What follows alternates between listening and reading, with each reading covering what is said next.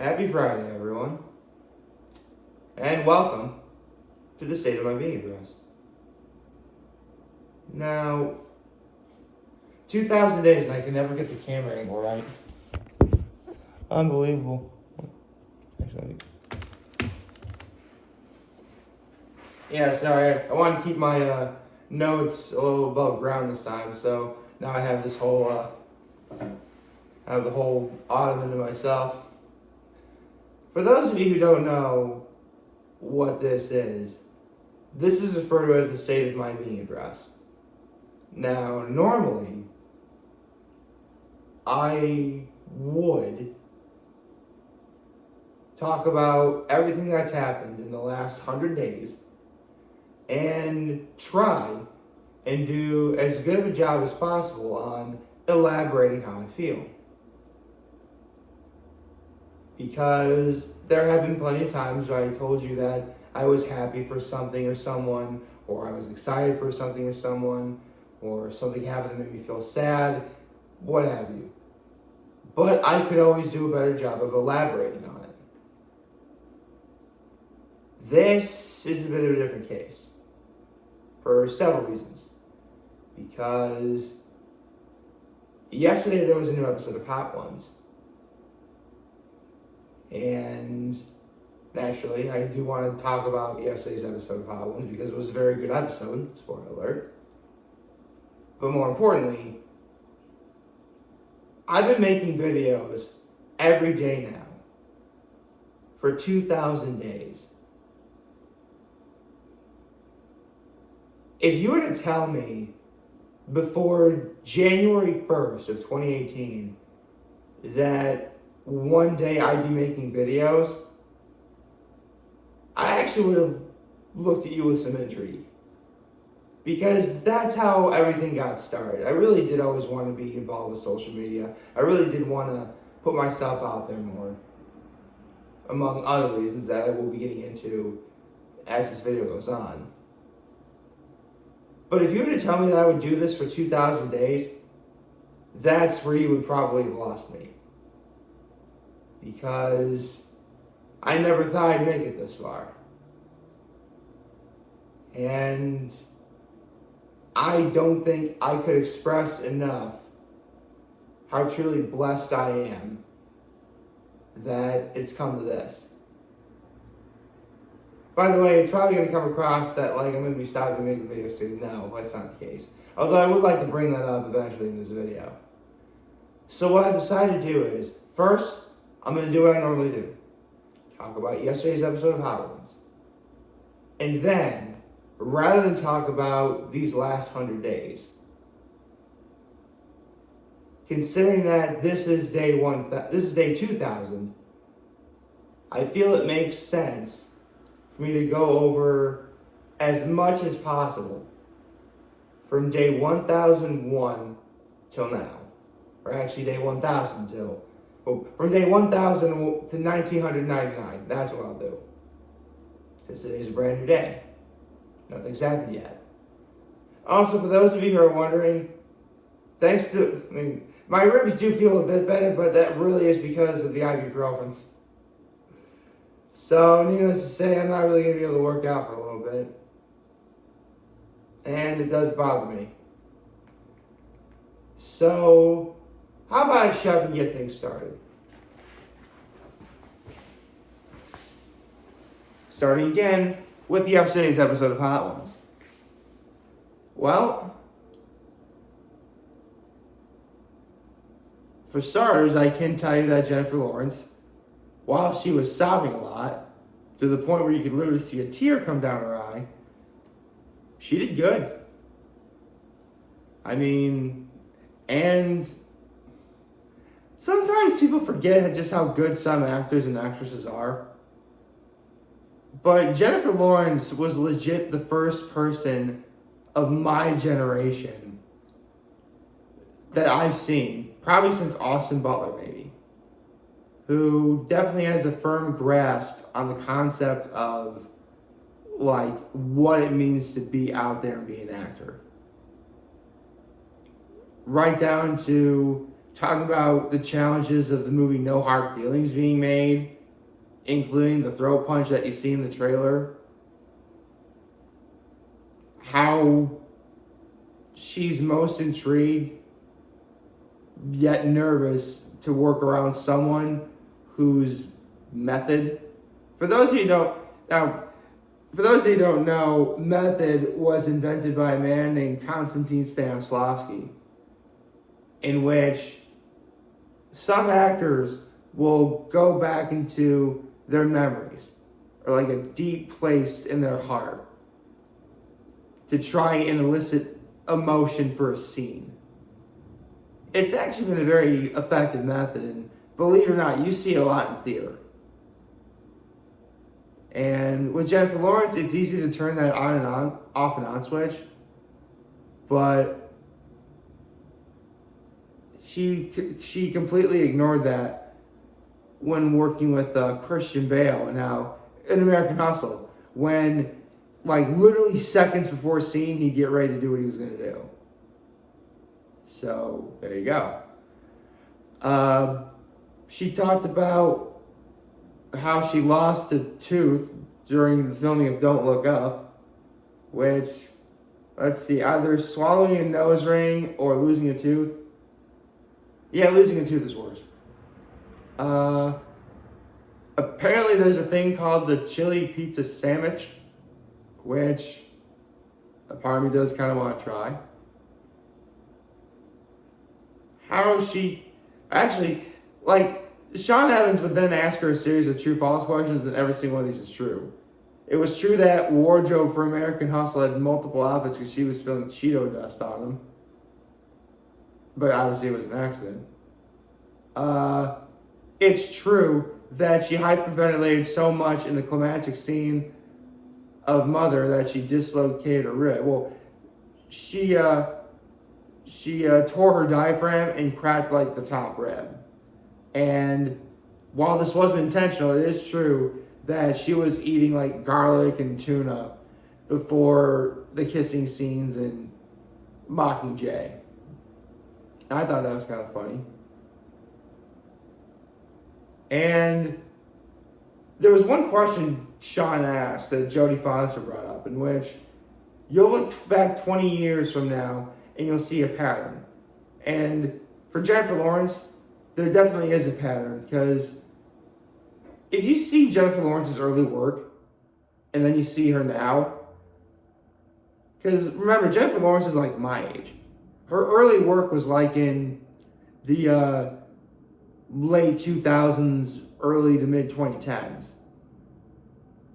And she always played like parentified children or children with lots of responsibilities. But now that she's like my age, the roles that she's going to get are going to be vastly different. But we'll just have to see where it goes from there. She tried talking about her insight on betting on the Kentucky Derby, because she's literally from Kentucky, for those of you who didn't know. In fact, she's not very far from Churchill Downs, the place where the Kentucky Derby is taking place. And she looks for the horse that's most excited before they're about to race, but she's never won anything.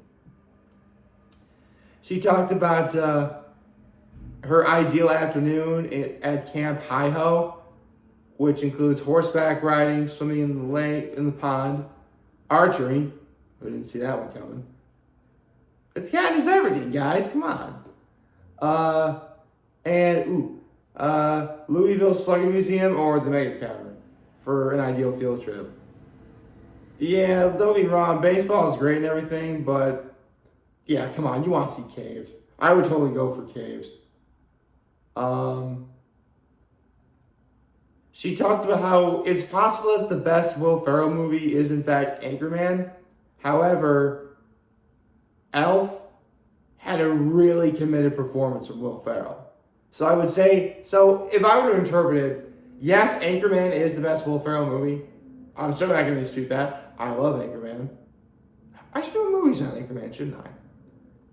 But Elf had the best and most committed performance. So take that for what it's worth. she talked about how she took a break from acting, but it made her like stronger and like it made her stronger as a person and an actress, but also like she holds a greater value towards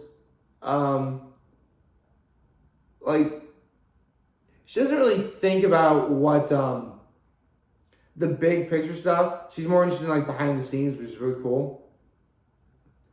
And of everything that she's ever had to do for her career to get a role, like the two skills she's most proud of learning, believe it or not, one of them is not archery. It's knowing how to pick locks and train falcons. I mean, don't get me wrong, both those things are cool, but I don't know, man. If you're hunting, archery will... Actually, there are some rodents that people eat that people train falcons for. And you never know when you're going to be locked out of something, so knowing how to pick a lock would be good. But all in all, Jennifer Lawrence's episode was great. She did exactly how you'd probably think she would do. And with that, I'm ready to go on to the actual meat and potatoes of this video. I guess since Hot Ones is a show about chicken wings, I suppose you could consider what I just talked about the appetizer. Now you get to the main course, starting at 12 minutes. Ha! See, I'm looking at the timer to see how, because what I'm going to do is, actually, hold on a second. Let me get out of here real fast. There we go. Now, I mentioned earlier how I'm going to try and break down everything that happened in the last 1,000 days. I mean, it's a pretty big one, right? But as you can imagine, 1,000 days is a very long time. A very long time. Roughly 2 years and 5 months. Or 9 months, excuse me. 2 years and 9 months. So, pretty much about as long as it takes to read Dressrosa published weekly. Although, as a One Piece fan, I can make that joke, but I will be talking about One Piece in a few minutes. I say a few minutes, I have no idea how long this video is. Seriously, when I did day 1,000, that video was like 90 minutes long and it had to be broken down into 2 parts. I don't know if I'll go quite that long, but it'll definitely, we'll see where we go. Because, yes, I'm going to try and break down everything that's happened in the last 1,000 days. And I would pretty much like to break it down between, the good and the bad. Naturally, I would start with, the bad. And I just realized I forgot something really important. You know what? I can get that in a minute. Let's talk about... So, how do I start with this? Well, I just said how I wanted to break it down in the last 1,000 days between the good and the bad. And I want to start with the bad first because I really want to end this on a very high note, obviously. And as I was analyzing everything that happened from September 26th, 2020, till today, to my knowledge, only 3 things of great significance happened that I would consider that are truly bad. And believe it or not, they are all interconnected. Didn't mean for them to be interconnected, but they are. First, I think I should start with the day that I feel like I got my life back. Well, Nick, you just said you got your life back. How is that a bad thing? Because it's not about the day I got it back. It's my entire life before August of 2021. Now, I'm going to go into Now, the last 2 years, specifically around December, I've gone into great detail about what my life was like before then. And I plan on doing that this December too. So I'm going to try not to say too much about it. But many years ago, when I was little, my mom was giving me a bath in the sink. Because some moms actually do that. So put little babies in the sink to take a bath because obviously they're too small to be in a giant bathtub, right? And my grandmother, just out of the blue, walks up to my mom, and based on the little context of the fact that I didn't smile, she immediately said there was something wrong with me. Now, I've gone into great detail about why I'm mad at my mom for that. Specifically the fact that someone just literally insulted your kid. How do you just sit there and take it? But I'll get to that a bit later. So, I don't know what exactly clicked in my mom's head, but she sent me to Rochester, New York, where they had diagnosed me as a person on the spectrum, on the autism spectrum. Now, up until about 7th grade, no one really told me anything.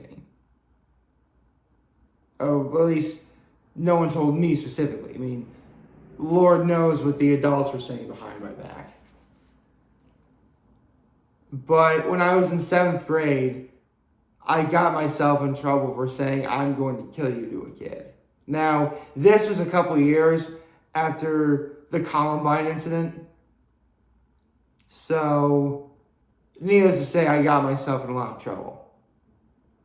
I got 4 days of in-school suspension. And the faculty, I don't know who specifically did this, but this person walks up to my mom and she says, "Is there something wrong with your kid?" And she says, "Well," needless to say, I don't need to finish that because from that moment on, I was in special education from 7th grade up until 11th grade. I'll explain why in a minute. And I can tell you for a fact that being in that room completely ruined me. It did. Because that is not the right environment for someone who's trying to become a better person. Trying to make a name for himself. Trying to, get a girlfriend maybe. Because let's be real here, ladies. You're not going to be dating someone in special ed. You're not. Although, I'll never forget there was this one, many years ago, there was this one girl who went to prom, I think with a Down syndrome kid. And in the photo she's out basically, she was trying to, give herself to me, it looked like a cheap ploy to earn some cred. But, hey, it went viral, so what can I do? My point is, okay, the faculty, the special education faculty clearly don't know shit about me. My life is complete hell now at Horseheads. So, my original plan was I was going to, just graduate from Horseheads, probably go to college, get a good job, and fly under the radar for the rest of my life. And hopefully everyone's going to forget about this. That was my plan until sophomore year, where in health class, we were watching the movie I Am Sam. Remember, mental health is still health class.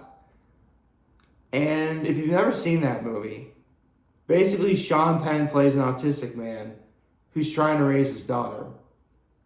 And he gives like another kid like an attaboy at like a birthday party or something or whatever. I forget what happens. But long story short, everyone in the area wants to take away his kid. And it was from that moment on, I realized, oh my God, there's no escape from this. This autism shit's gonna follow me wherever it is I go. I mean, obviously, forget having a kid. At first, I gotta find a woman who actually wants to be with me. You know, and let's say I do. And I wind up having to raise a kid. You know, are people going to want to take that kid away from me? Now, obviously, as a 33-year-old man, I do know that I have a support system. You know, if something this were to happen to me, you know, I have my mom, my dad, my brother, my sister-in-law, you know, I have aunts and uncles, cousins, like, they would be there for me. I know that now. But 16-year-old Nick Cutler does not know this. He's too busy being freaked out by the fact that this is going to follow him for the rest of his life. And I knew it wasn't a way of living. That's why I contemplated suicide. And for about 3 years, give or take. Actually, I think it might have been like 2.5. Well, we'll say 2.5 just to sort of narrow it down a little bit. So for around 2.5 years, whether I even realized it or not, it was always in the back of my head. And I knew people didn't want to be with me. I know people didn't want to invite me to parties because of special ed. I knew no one wanted to date me because I was in special ed. I didn't want to believe it though. Because I didn't want to believe that the world really could be that cruel. I mean, obviously I know it isn't. But I never believed I was on the spectrum. I never believed that I belonged in special education. But when you have faculty that are dedicated and trying to do what they have to do, you know, keep you away. And that's the thing too. Like, seriously, for those who want to abolish the special education system, I actually totally get it. I personally don't want that. But I know that some people do. But from that moment on, the day I told those kids I was going to kill them, way back in 7th grade, till August of 2023, or 2021, I went from wanting to be alone, to wanting to kill myself, to going through life not knowing what the hell I'm doing, till what you have right now, which began for me as of August of 2021. See, I'm actually trying to look for a career change because, for those of you who don't know, I work in my father's flooring shop. And as much as I love my family, I know for a fact that I need to get out of there. I need to be except for my father, my grandmother, and this one secretary who works there, I cannot stand everyone else who works there. Even if my father will tell me that they do care. So, luckily, there are actually some organizations that can facilitate finding a better job, provided that, you know, there's something wrong with you mentally. And if you don't need that system, if you don't need that organization anymore, you're done. You can say you don't need them anymore, and they'll leave you alone. Not that they're bothering me or anything, just, you know, you can use them up until you don't need them anymore. That's what it is. And, I mean, yeah, I would have to admit what I never wanted to admit at the time, but it's all completely confidential. So to make sure it's all legit, they gave me some few tests. They answered, they made me answer questions along the lines of like, you're in this situation. What face do you see that matches that, emotion regarding the situation?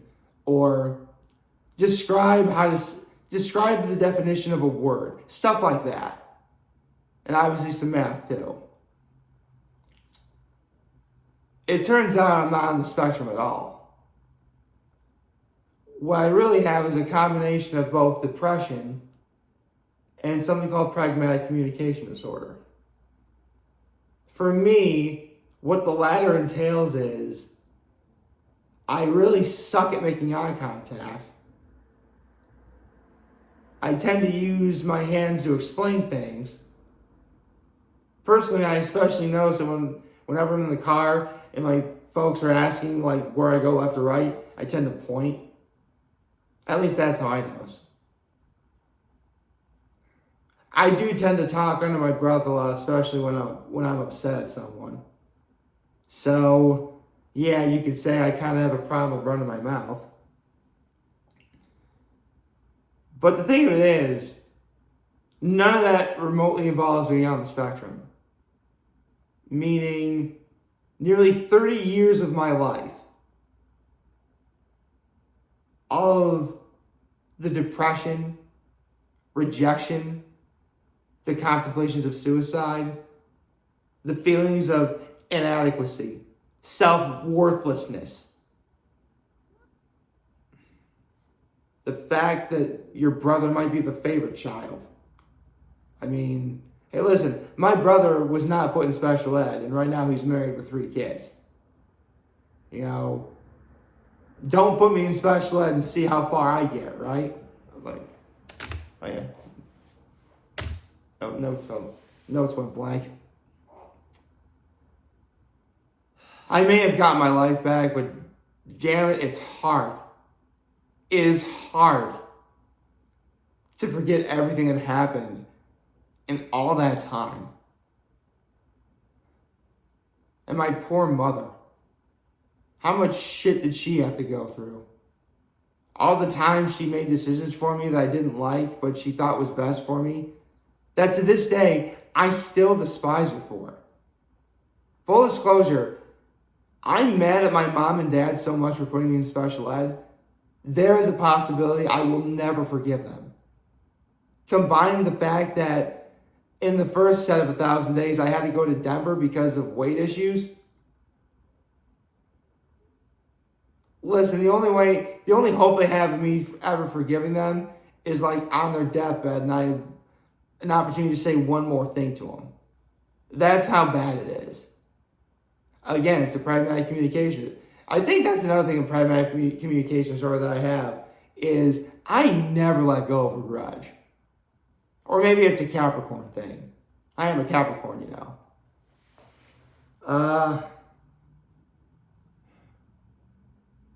And you would think that since I got my life back, everything would be great, right? Just make it through however many days in the 1,000 days are left, and then you get to here, right? Well, for starters, I finally get my life back. I finally have the confidence to go out there and talk to this one girl I've liked for literal decades. Not singular, plural, decades. I've known this girl since I was at St. Mary Our Mother for elementary school.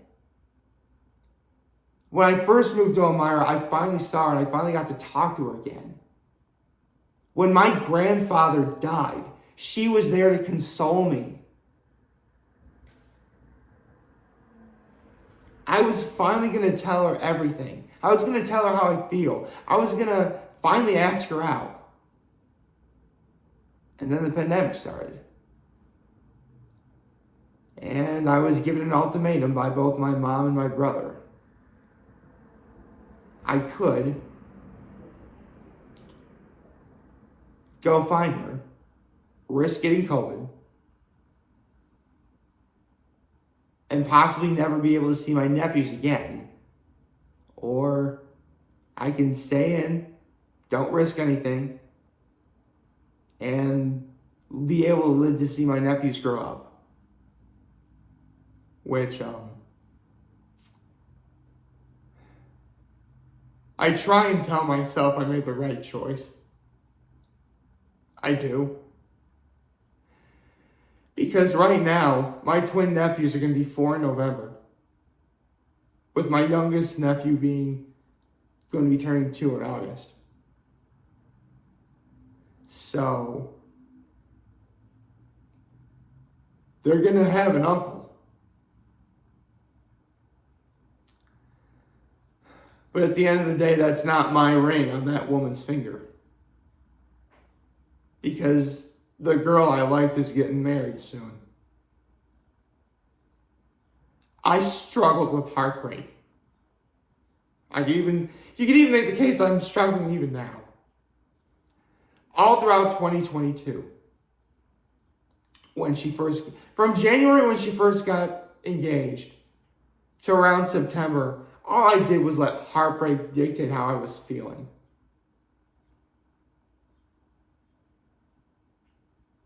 I'd been rejected before, but I knew full well it was because of the whole special ed thing. This girl didn't even go to Horseheads. She actually wound up going to Notre Dame. That's why I didn't see her for so long. Forget asking her out. I never even got a chance to hold her hand.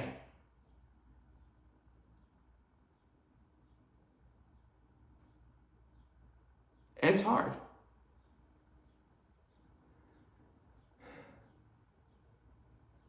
And I can't really talk about the bad that happened without talking about my grandmother dying. We call her Nana. The very grandmother who, all those years ago, walked up to my mom and based on the little concept of the fact that I didn't smile, there was something wrong with me.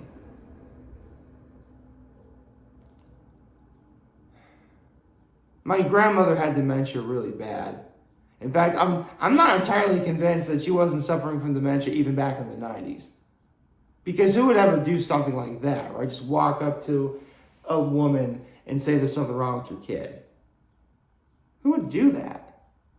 Well, evidently my grandma would.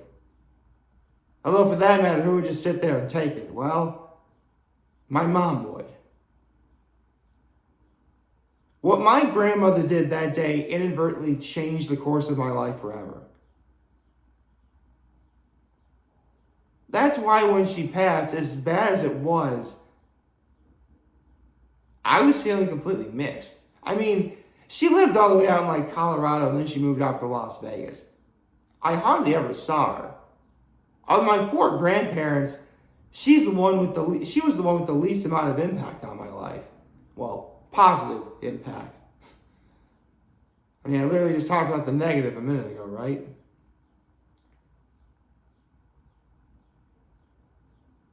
So, yeah.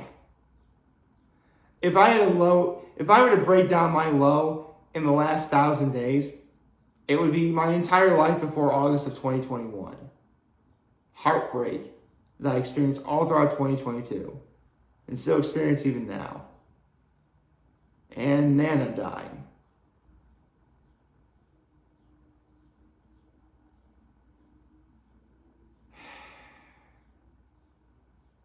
To be perfectly honest, one of the reasons why I never went out to Vegas to see her was because if I went, I would have immediately told my Nana off about everything. And that wouldn't have been right. So, for better or for worse, I can say I at least bit my tongue. But it would have been at least... I would have at least stuck up for my mom when she couldn't stick up for herself back then. At least I like to think that's what would have happened. So, as you can imagine, while that's only 3 bad things to have happened to me, I can assure you, while it's a small amount, those are all pretty significant. In fact, you could probably see why through all of that, I do still struggle with depression. I still struggle with heartbreak. But I've gotten far. I'm also trying to pay attention to the time again. So that was 24 minutes. I talked about all the bad stuff. How about I talk about some good? Because trust me, there's a lot of flipping good in this.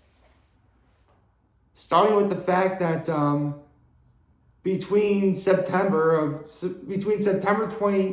26th, 2020 till now, my 3rd nephew was born.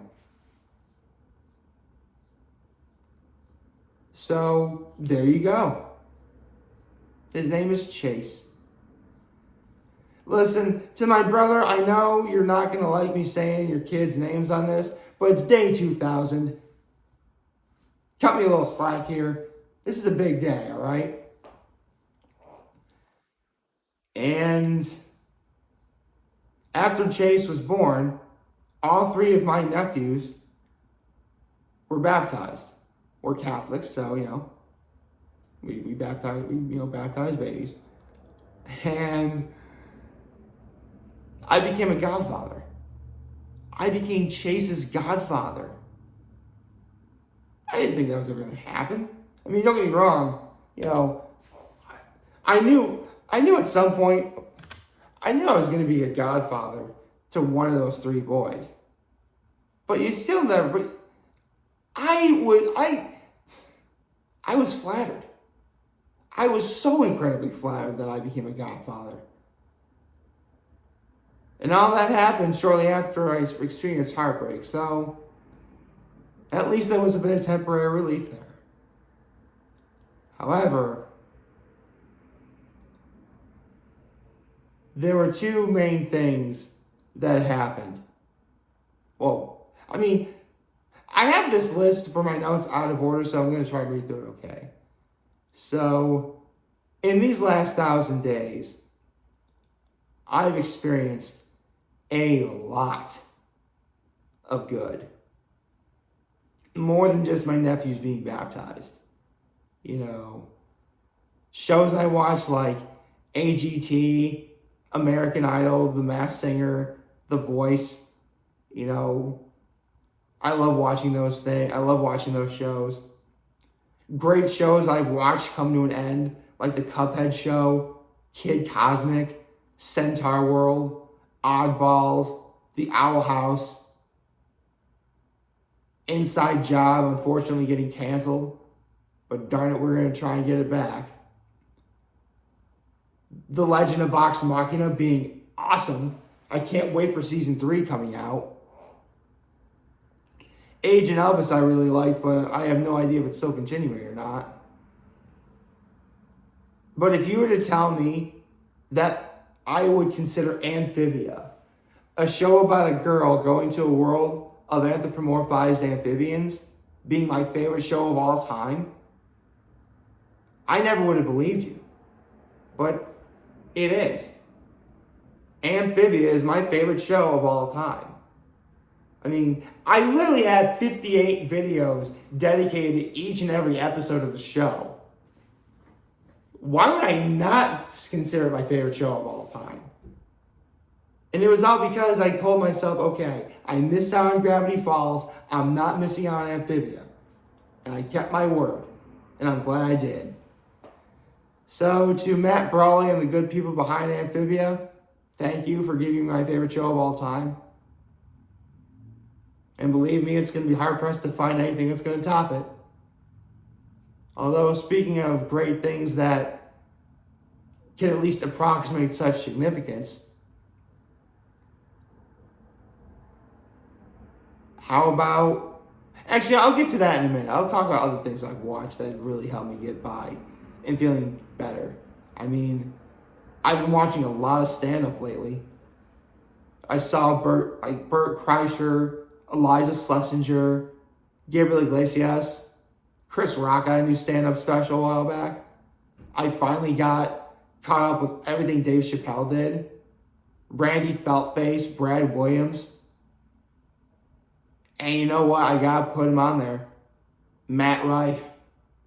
Yes, I can officially say I'm a Matt Rife fan.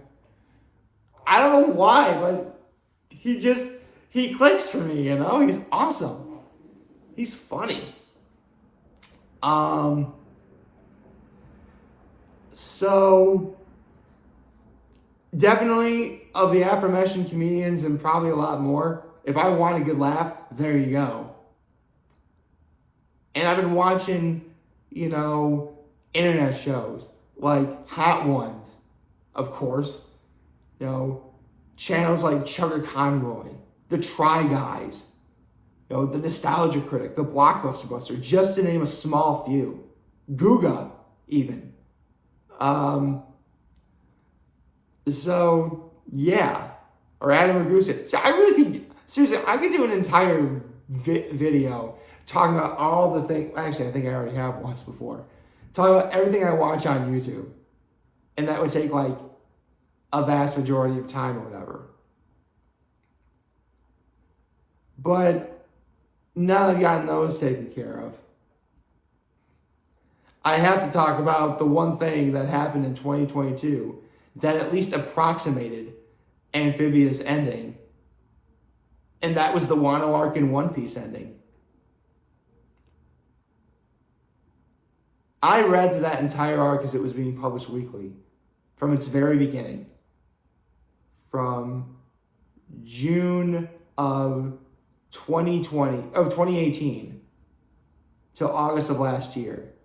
I think it was around 4 years, 2 months, a fortnight, and like 4 days, I think, or 3 days. And I can make a case that the Wano Arc is the greatest manga arc of all time. Not in One Piece, just in all of manga in general. In fact, I made a video about that. And, it was great. I got to see the Wano Arc ending. I witnessed Monkey D. Luffy become a god. It changed the face of One Piece forever. And One Piece is now in its final saga. One Piece is nearing its end. I mean, right now it's on a bit of a break because Ichiro Oda is recovering from having eye surgery done. He has really bad astigmatism. But it was amazing. I got to see that. But as great as all of that was, for about 9 months in all of 2022, I let Heartbreak dictate how I feel. And up until late September, every time I ever went to a wedding, actually, before 2022, anytime I ever went to a wedding, I would always go there thinking, that's not me up there. It's never going to be me up there. Then again, every wedding I went to was before August of 2021, so you could probably piece together why. And considering that I got my heart broken in 2022, and considering I had to go to 2 weddings, you probably think that was the worst thing for me. When, believe it or not, both of those weddings saved my year. Now, granted, a few things came into play for it to happen. In regards to the first wedding I went to, which was in September, my friend that I've known since literally now as a little kid got married. And being surrounded by people I hadn't seen in years. During that ceremony, I don't know what came over me, but I began to cry. I never cried. I didn't even cry at my brother's wedding. Well, to be honest, I was completely miserable at that wedding. Let's just say when it came to my brother's wedding, the reason why I was miserable was because A, I was the co-best man, which already co-best man, that's already a huge travesty, especially when I didn't even get to do a best man speech. But also it makes me look like the loser little brother who's only there because, to be nice. Who's only made co-best man to be nice, which is exactly how it came across to everyone at that wedding, whether my mom and my brother realized that or not. Although speaking of my mom, I swear my mom made that whole wedding about her, rather than the bride and groom in question. Let's just say my brother's wedding, I was completely miserable. But not at my friend's wedding. No. I began to cry. I was surrounded by people I hadn't seen in years. And I thought about way back when I was contemplating suicide. If I died, I don't see this. I don't do any of this. But now I'm here.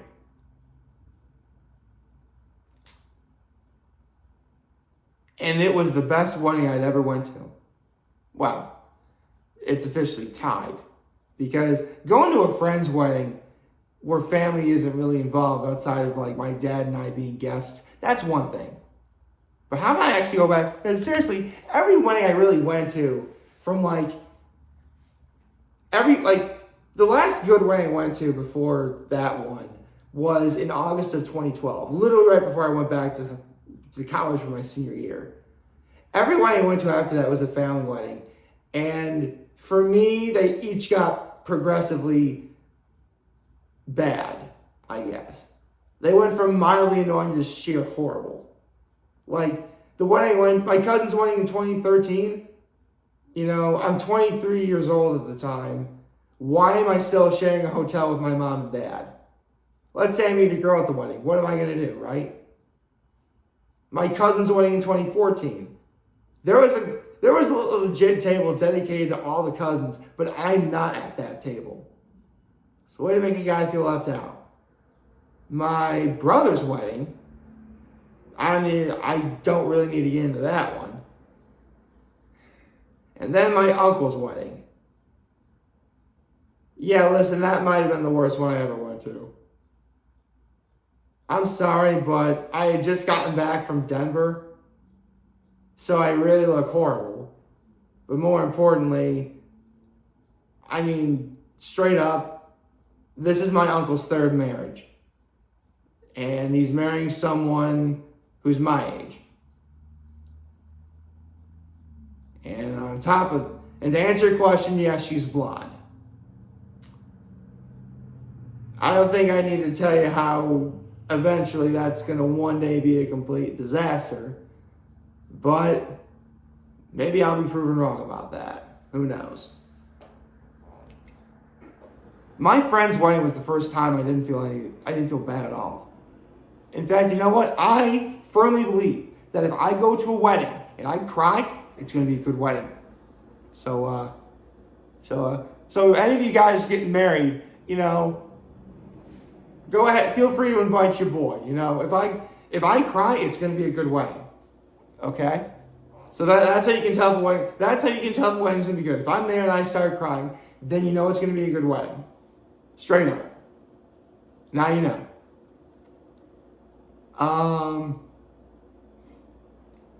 But to go to a friend's wedding is one thing. To a family wedding, that's different.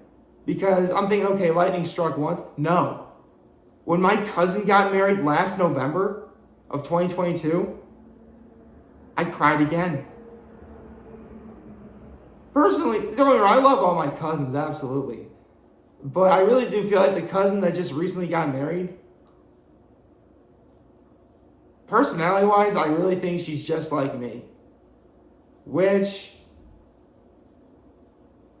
is even crazier when you stop to consider the fact that, both of my cousins in my one family that lives out in Colorado, they're actually adopted. Yes, I have 2 cousins that are adopted. And guess what? We love them all the same. You don't need to be blood related. You don't need to be blood related to be family. Anyone who tells you that is wrong. Family is the people in your life who love you and support you and will do anything for you. So, I'll never forget at the point in my cousin's wedding where I started crying, and it was because a certain prayer was said. The very prayer that I would tell the late, great Andrew Einstein if I ever went to his grave in South Carolina. His birthday was actually on the 14th, the Flag Day. So sorry. I guess I could have done a better job of dedicating that video to him. My apologies.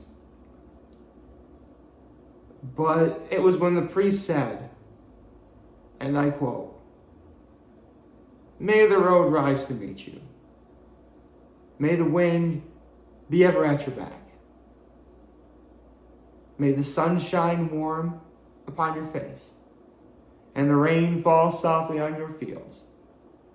And until we meet again, may the Lord hold you in the palm of his hand."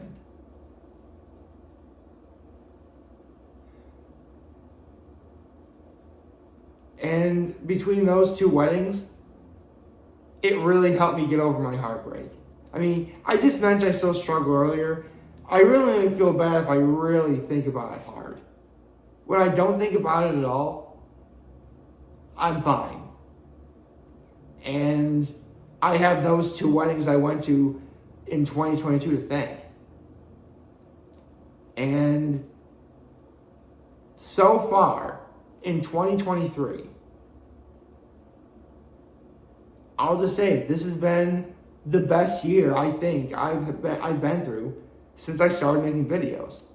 Why? Well, outside of the fact that we're back at Keuka Lake at this point, as well as the fact that I'm working my way to going back to all 13 places where are the best places to get a bite to eat at Keuka Lake. Outside of all the times I've been with my family, for birthdays, holidays. My cousin just graduated from Connecticut College just last month. And, Nana's funeral, we were there, we were all for that. I was very sad, but I was with my family. That was great. But between all that, this was the year where not only, and I went back to the movies too. I forgot, I totally went back to the movies. I'm seeing movies again in the theater. And I literally saw the movie Are You There, God? It's Me, Margaret. I guarantee you that's going to be an Oscar contender. Guarantee you it's going to win at least 1 Oscar. Guarantee it. Don't know what it's going to be, but it's going to do it. But literally the one thing, actually, hold on a second. There we go. Trying to pull down my notes here. Yeah. Mentioning how I got my life back and being honest with everyone. What's wrong with me and why I contemplated suicide. It freed me to one day be able to say to myself, you know what? I'm going to go out. I'm going to do more things. I'm going to see more people. And that's literally what I've been doing. Whether it's, my first time ever going to Nick's Pub in Horseheads after going to Easter Vigil Mass, or going to all those open market places where some of my friends are vendors there, like Pease Macarons and E. Oliver Candle Company and Astornez and Bohr. Those are my friends. I get to see them. Years ago, I never would have thought to do that. I've been seeing people I haven't seen in literally years, decades. In fact, The party I just went to this past Saturday, there was a boatload of people I hadn't seen in years. And I'll never forget it was in April. Hold on.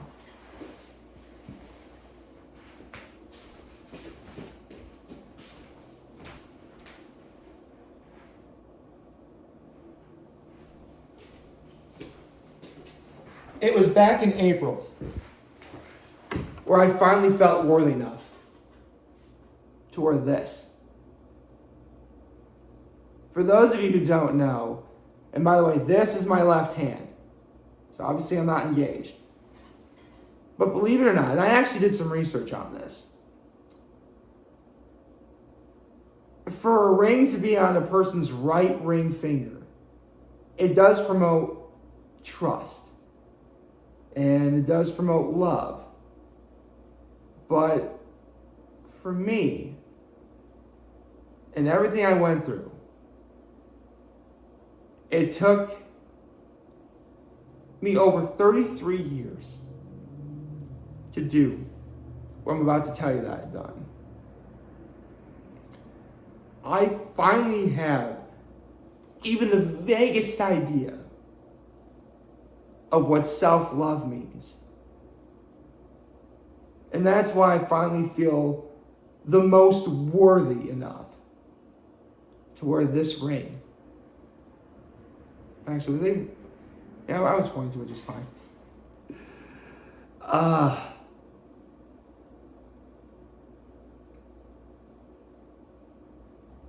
2023 has been a good year. But I know what I have to do to make it great. Because, believe it or not, there's actually someone else I like now. And I really want to ask her out. Like, really and truly, I do. And it terrifies me. Because I literally just went through the worst heartbreak ever. So naturally, I would hate to feel bad again. But more importantly, and this is something that my father keeps telling me, that the only way I'm really going to find love is if I learn to love myself. I finally have an idea of what self-love is and what if it's not enough. I know, worst case scenario, she says no. Well, listen, I've been rejected so many times, all throughout my life. Largely because of the whole special ed thing. And needless to say, it got old. It got real old. I'm at that point in my life where I don't want to feel that way anymore. So, while it scares me, that's why I gotta ask her out. Because even if she says no, as bad as I'm gonna feel about that, A, it won't be as bad as all the heartbreak I went through all of last year. Or really 8 months, but come on, that's pretty much all of 2022. Let's be real here. Actually, no, I shouldn't say that. So, for 8 months last year, it's not going to be as bad as that. But more importantly, if she says no, I know it's going to have nothing to do with my entire life before 2021. Or August of 2021. No autism spectrum nonsense. No special ed. She's going to say no to me because she says no to me. I'm sure there'll probably be an explanation as to why that is. But it'll have nothing to do with that. I can take some pride in that.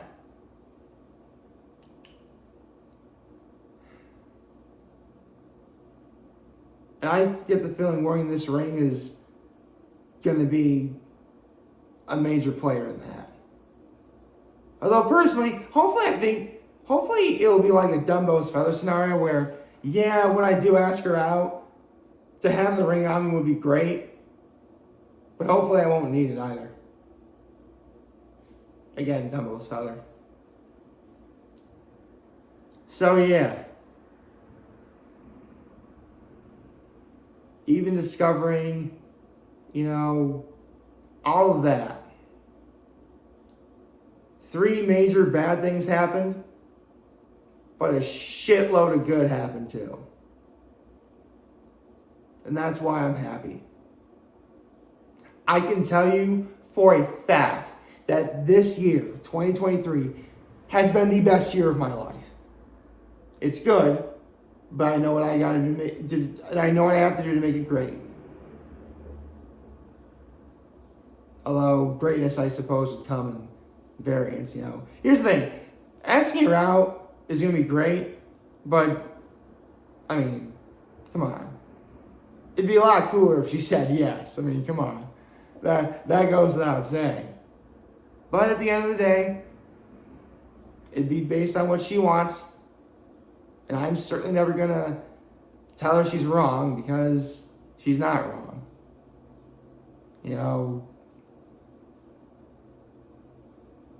But I can tell you one thing right now. She's definitely the prettiest girl I think I've ever seen. I can say that much about her.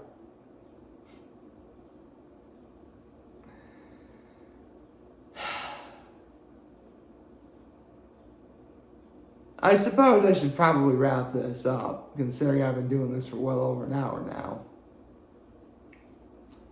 So, to my 3 nephews, Paxton Edward Cutler, Miles Asher Cutler, and Chase Timothy Cutler. At some point in your lives, you're going to be old enough to use the internet. At some point, you'll probably see these videos. And you're either going to think it's cool, or maybe you're going to think, our uncle's kind of weird. Well, regardless of whatever you think, know this, that no matter what,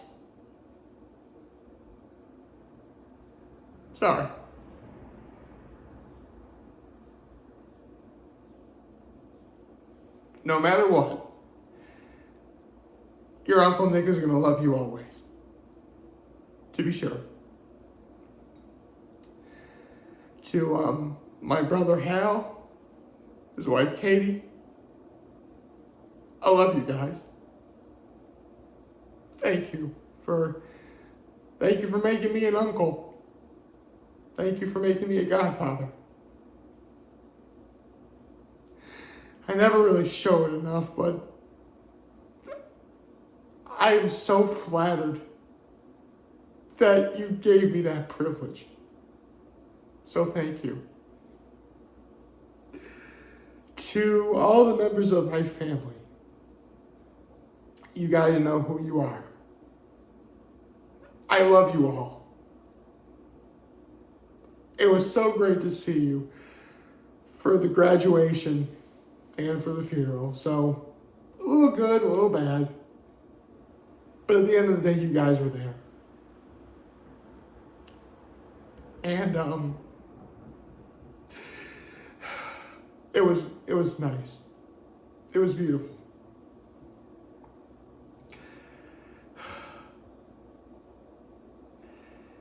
To, all of my friends who've been rooting for me for however long you've been watching me. You guys know who you are. I could never express enough how thankful I am for all of your support. And I hope I continue to do you guys proud. So thank you. To my father,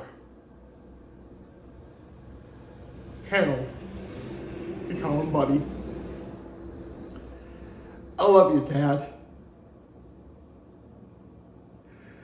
I know I might look like you, but I know for a fact I'm not you.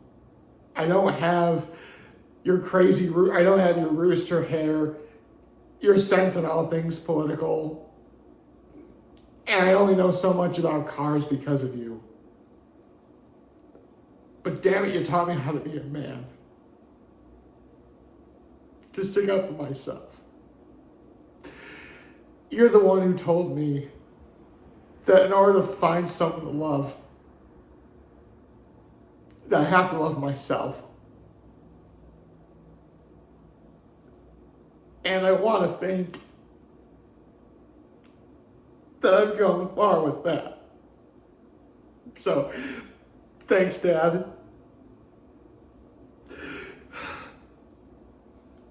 And finally, my mother, Sharon. You've done so much for me. And I can never thank you enough for all of it. And believe me, there have been times where we've laughed together, we've cried together, we've even been so mad at each other. There are times that for months on end we wouldn't even speak. But through it all, you never wavered on one thing.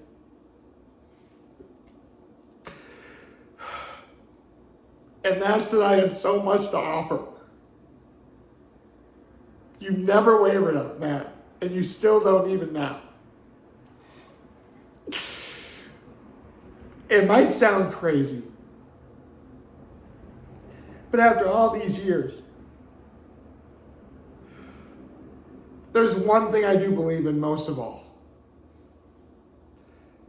And that's the fact that I believe in God.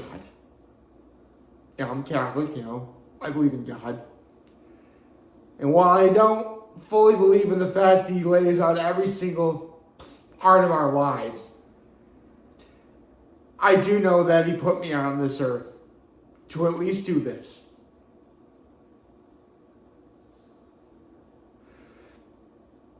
Maybe there is more to it. I don't know. Maybe there's something I'm not seeing. But I do know at the very least I was meant to do this. It doesn't really look, I know I'm not successful. I'm not famous from this. Look at my YouTube channel. I have 98 subscribers.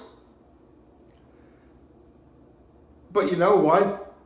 Every single video I've ever done, from day one to now, it's been me. Just a guy with a phone. That's me. And my computer. But really, everything you've ever seen me do, I can tell you for a fact, I have been honest, I've been real, and as my mother once told me, to be transparent.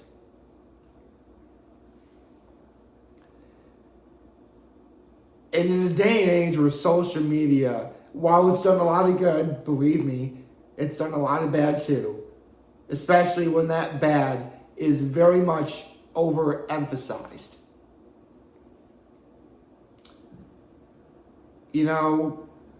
Is it really that bad if one person wants to try and be real? I ask you. By the way, I'm not making any kind of case for myself. I'm just saying, because there's lots of people on the internet that I watch and enjoy who are probably even more real than I am. I mean, Trevor Conroy, for instance, I think does the best job at that. Shout out to Trevor Conroy.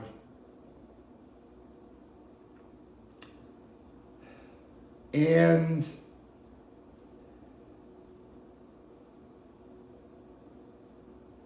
I did it.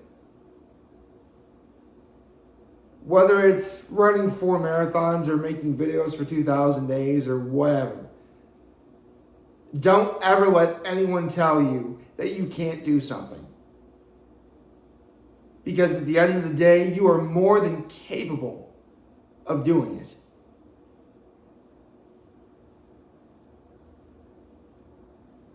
And it's even more gratifying and satisfying when you do finally do the things that you want to do. That's why I know that I know what I gotta do to make this year truly great.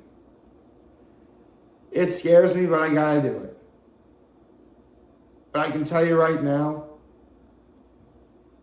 I couldn't be more elated. I think, actually, is elated even the right word? Yeah, I'll just say happy. I couldn't be happy. I really couldn't. Because I was about as real and open and honest as I could ever hope to be.